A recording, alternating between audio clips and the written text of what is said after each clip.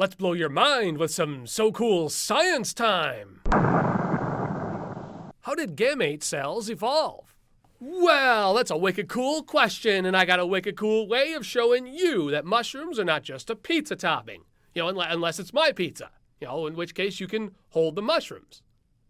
And the pineapple, because at that point in time, it's no longer a pizza. Not a topping. Because today, I'm going to show you how to unlock the not-so-secret love life of mushrooms with a wicked cool dissection that I promise isn't going to be gross.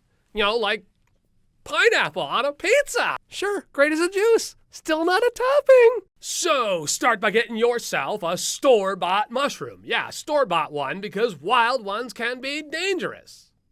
Like pineapple on a pizza. Yuck. Start by getting yourself a mushroom. Use a knife to slice the mushroom in half. Use a magnifying glass to observe the fibers that make up the stem. Okay, so that's pretty neat, but if you want to see something way wicked cool, go ahead and pop the stem out from the cap. Place the cap on top of a white sheet of paper. So you gotta let that sit for at least 24 hours, okay?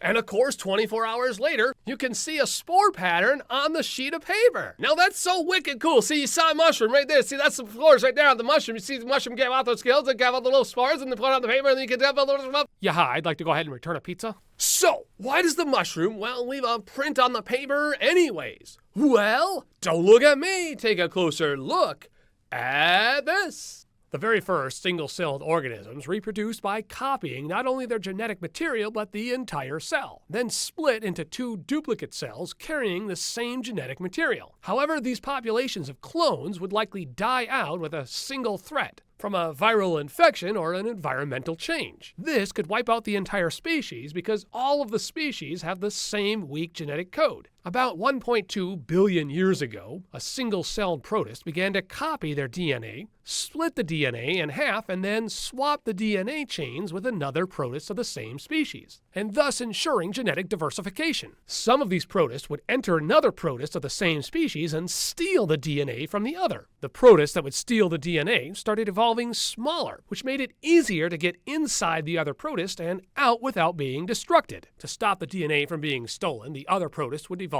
much larger, which made it much harder for the other protist to escape with the DNA. Over time, these single-cellular life forms split their DNA and the cell itself, creating haploid cells, creating diverse genetic combinations and increase the number of the species. You and I are either the same or a different biological gender because of a fish that lived 380 million years ago.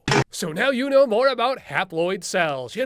Being able to see a mushroom's spores right at home is why science is so captivating.